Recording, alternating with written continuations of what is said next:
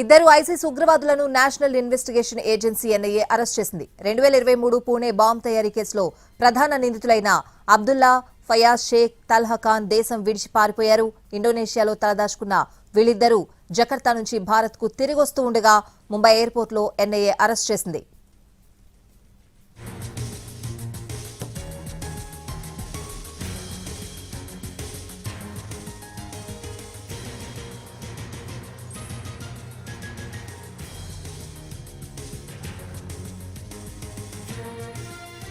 ఉగ్రవాదులు ఇద్దరు గతంలో పూణేలో ఓ ఇంటిని అద్దెకు తీసుకుని బాంబుల తయారీలో మిగతా స్లీపర్ మాడ్యూల్స్ కి శిక్షణ ఇచ్చారు.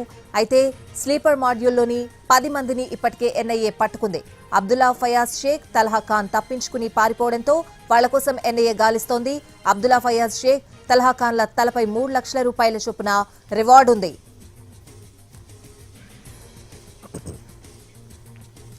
ఇద్దరు ఐసిస్ ఉగ్రవాదులను national investigation agency NIA arrest చేసింది. 2023 పూణే బాంబు తయారీ కేసులో ప్రధాన నిందితులైన అబ్దుల్లా ఫయాజ్ షేక్ తల్హా ఖాన్ దేశం విడిచి పారిపోయారు. ఇండోనేషియాలో తలదాచుకున్న వీళ్ళిద్దరూ జకర్తా నుంచి భారత్ కు తిరిగొస్తూ ఉండగా ముంబై ఎయిర్పోర్ట్ లో ఎన్ఐఏ అరెస్ట్ చేసింది.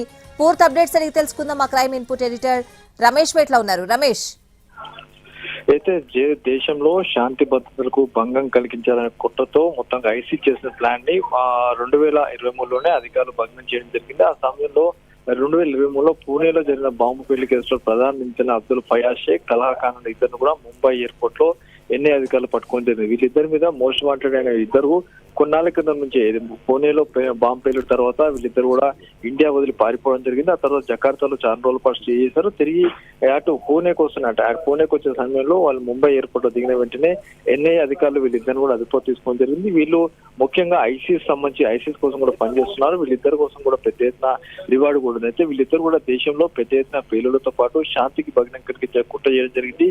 దాంతో పాటుగా దానిలో భాగంగానే పెద్ద ఎత్తున బాంబులు తయారు చేస్తున్న సమయంలో పూణేలో బాంబులు తయారు చేసిన సమయంలో ఆ సమయంలో పేలుడు జరిగింది. ఆ తర్వాత అక్కడి నుంచి వీళ్ళు పారిపోవడం జరిగింది. అయితే ఇద్దరు కూడా ఐసిస్ కు చాలా కాలం నుంచి పనిచేస్తున్నారు. ఐసిస్ కోసం చాలా పనులు చేసి పెట్టారు. ఐసిస్ కోసమే వీళ్ళు బాంబులు తయారు చేస్తున్నట్లుగా ఎన్ఐఏ పేర్కొనడం జరిగింది. అయితే పూణే బాంబు పేలుడు సంబంధించి వీళ్ళిద్దరికి దొరకడంతో అప్పుడు అసలు ఏం జరిగింది, ఆ తర్వాత వీళ్ళు ఎలాంటి కుట్రలు చేశారు, ఎక్కడెక్కడ పేర్లు కుట్రలు చేశారు, వీళ్ళు వెనకాల ఉన్న స్లీపర్ సెల్స్ ఎవరన్న విషయం కూడా తెలుసుకున్న ప్రయత్నం కొనసాగుతుందని చెప్పి జాతీయ దర్యాప్తు సంస్థ ఎన్ఐఏ చెప్తుంది. అయితే ఇప్పుడు జరుగుతున్న నేపథ్యంలో ఇండియా పాక్ సంబంధించిన ఉగ్రవాదుల వేట్ల సందర్భంగా వీళ్ళిద్దరు ఇప్పుడు దొరకడంతో ఫర్దర్ గా అటు పక్క దేశం నుంచి కూడా ఎవరైనా వీళ్ళ సహకారం అందించారనే విషయం కూడా తెలుసుకున్న ప్రయత్నం చేస్తామని చెప్పి ఎన్ఐఏ చెప్తుంది.